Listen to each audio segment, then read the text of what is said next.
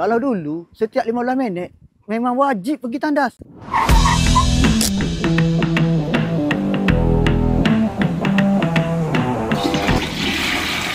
Ya Allah, macam mana nak buat banyak trip ni kalau macam ni?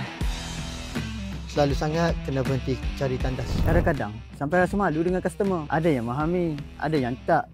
Kena marah tu, makanan je. Perkara biasa je kena marah tu. Tapi, Alhamdulillah, nasib baik ada Better Life Advanced Totalman. Sekarang, nak buat banyak trip pun tak ada masalah langsung. Tak perlu dah nak berhenti banyak kali semata-mata untuk ke tandas. Rasa lega je sekarang. Kalau dulu, setiap 15 minit, memang wajib pergi tandas. Sekarang, kalau keluar dari pagi sampai petang, boleh lagi tahan. Alhamdulillah, rasa bersyukur sangat. Nak cari rezeki untuk anak isteri, senang je, tenang je. Terima kasih Better Life Advanced Totalman. Yang ada masalah seperti saya, wajib cuba sekarang.